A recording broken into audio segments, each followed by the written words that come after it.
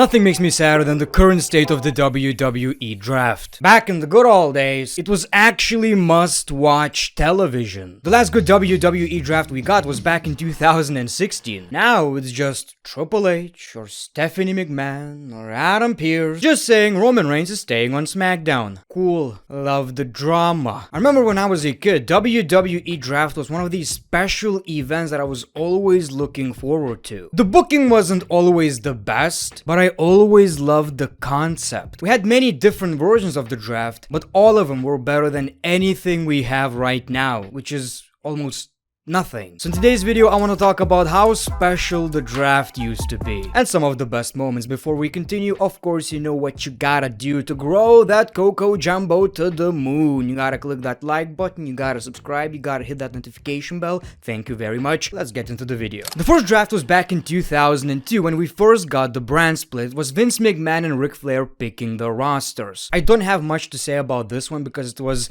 rather simple. After WCW went out of business, the roster was just so big, they needed to split the rosters. But in 2004, we had two general managers drafting wrestlers randomly via two machines. It's an interesting concept, some would say maybe a bit goofy, and it's not like in the NBA, but it doesn't have to be. It's sports entertainment. We all know this shit's not real anyway. It was pretty cool when Triple H got drafted to SmackDown, but of course, he never even competed on SmackDown because he went back to Raw and Vince McMahon realized the lack of established stars on the show. Also, Edge got drafted to Raw, he made his return after an injury and speared Eric Bischoff. That's what I'm talking about. You create good television with the draft. Whatever we have nowadays can be literally done on WWE.com. It has no value. Also, Eric Bischoff drafted Paul Heyman to Raw, leaving SmackDown without a general manager. And maybe that's the problem. We have no general managers nowadays. For whatever reason, WWE feel like it's not needed anymore. But what's the point of a brand split? What's the point of Survivor Series? What's the point of the draft? Who's picking the rosters? Who gives a crap? I want someone to give a crap. You don't need general managers appearing on every show, but I want to have an idea on who's booking the show, and I want to feel that sense of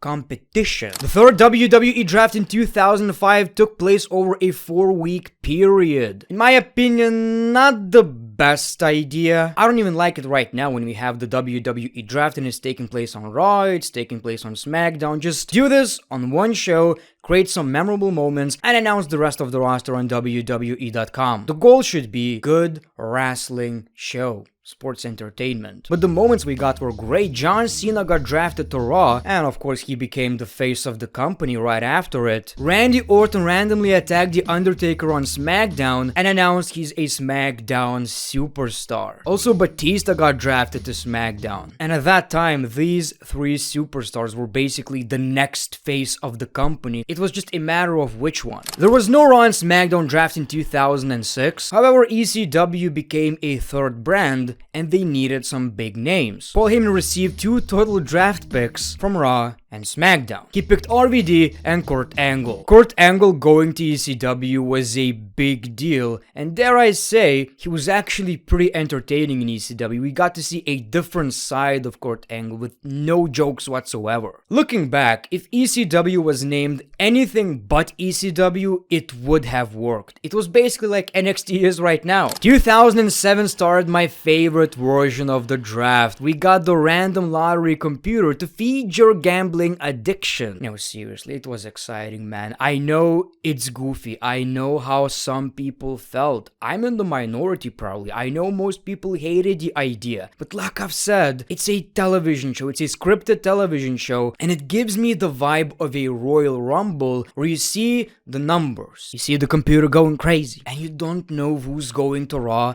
or SmackDown or ECW. And it actually means something. I mean, if some mid-carder goes from Raw to SmackDown, he might end up a world champion in the other brand, and on Raw, he didn't have that opportunity. Each brand's draft pick was determined by 9 matches. You get the idea. I'm from SmackDown, I win a match against a Raw superstar, I get a draft pick. Chris Benoit got drafted to ECW, and we all know how that went. We never got that CM Punk versus Chris Benoit match. ECW champion Lashley got drafted to Raw. That was a really bad idea. Another highlight was Mr. Kennedy drafted to Raw. I've rewatched these moments, and Mr. Kennedy was a really big deal back then. His WWE career is so unfortunate. So the idea of this draft was great, but the execution wasn't. Didn't offer us many highlights. The ones that I've talked about were the most memorable. One of my favorite WWE drafts took place in 2008. This one actually meant something and helped a lot of careers. Rey Mysterio got drafted to Monday Night Raw. We all know he spent majority of his career on SmackDown, so that was a big deal. Jeff Hardy got drafted to SmackDown, and this is when Jeff Hardy became a main eventer. On Raw, he was a mid-carder. He went to SmackDown and won the World Heavyweight Championship. CM Punk got drafted to Raw from ECW, by the way, so that's when CM Punk actually became a star. Jim Ross got drafted to SmackDown and Michael Cole to Raw, and I've heard Jim Ross had no idea and he was pissed. But God almighty, I don't want to talk on this secondary brand. Barbecue, give me some barbecue, goddammit. SmackDown has no barbecue. Batista got drafted to Raw. Triple H to SmackDown. This time for real. He actually went to SmackDown with the WWE Championship. So this was absolutely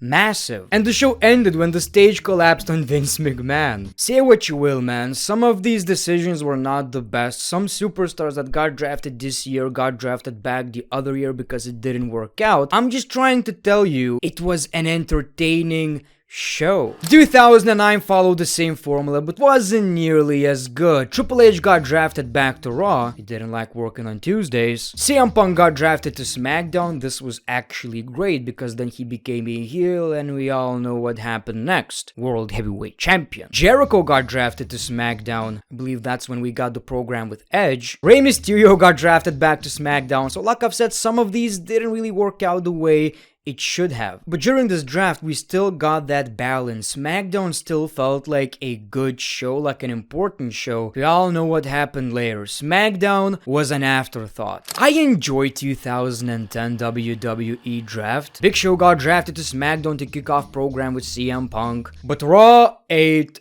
good. Raw absolutely destroyed SmackDown. They received 3 draft picks after winning the Battle Royal. Morrison got drafted to Raw. R-Truth got drafted to Raw. Oh, that's bad. You know, Morrison was one of the biggest mid-carders. Edge got drafted to Raw as well. That was a big deal. Edge was a SmackDown guy, you know. No wonder he got traded back to SmackDown later on. Mostly because SmackDown had no stars left, basically. SmackDown then got Kofi, Edge, I don't know about that. Christian got drafted to SmackDown, which was actually pretty great. He was used a lot more properly. Jericho got drafted back to Monday Night Raw, and I believe that's when he spent the last year in the WWE before leaving and going to Dancing with the Stars. This show was not good for SmackDown. Like I've said, the booking decisions were not necessarily the best, but hell, it was entertaining. 2011 draft was a fun show, but pretty much pointless since the brand split ended shortly after the draft. But the moments were great and actually helped some careers. Again, same formula. You win a match, you get a superstar. We thought it's gonna be something special when John Cena got drafted to SmackDown. This was a big deal back in the day. John Cena, after 2005, never went back to SmackDown because he's the face of the company, and SmackDown, especially at that point, was just a C show at this point, right? Nobody cared about SmackDown anymore. But now Cena is on SmackDown. It's crazy. What's gonna happen? We'll talk about that. Randy Orton got drafted to SmackDown. At that point, you know, pretty much the second face of the company after John Cena. And I actually enjoyed Randy Orton's run on SmackDown. He became the world champion. And yes, his babyface run got quite boring, but it was a big deal for SmackDown. And of course, we got Randy Orton versus Christian for the World Heavyweight Championship. Can't complain. Mark Henry got drafted to SmackDown. That was a big deal. Mark Henry won the World Heavyweight Championship on SmackDown. Del Rio to Raw. Now, you may not think this is is a big deal, but back in the day, man, Del Rio won the undisputed WWE title by cashing in. Nobody liked that. Nobody. Then we got the Battle Royal, Raw wins, and John Cena got drafted back to Raw. Okay, at this point, you gotta change up the rules. You can't draft the same superstar twice. No wonder that was the last draft before we got it back in 2016. The show was entertaining, but that final draft pick with John Cena just ruined absolutely everything. WWE Draft would return in 2016 when WWE announced a brand split. It was a really exciting time for the WWE, and they managed to make Raw and SmackDown very different shows. SmackDown was for the fans,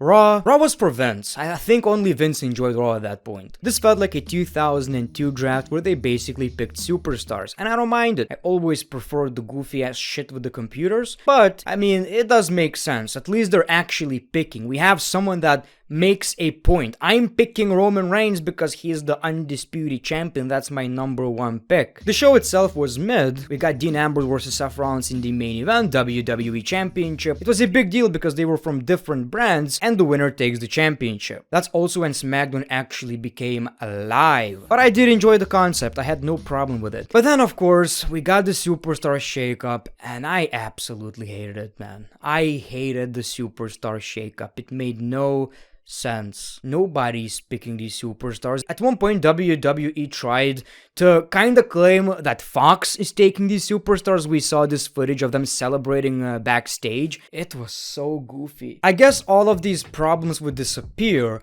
if WWE would bring back general managers, because without them, it doesn't make sense to have a draft. Except if you bring back the lottery. This way, the general managers ain't deciding anyway. When Triple H took over WWE, I expected him to give us a good draft, and unfortunately, that just didn't happen. So thank you for watching this video. Make sure to like, subscribe, notifications, all of that stuff. The Great One, peace, love, and hugs. It's been a pleasure.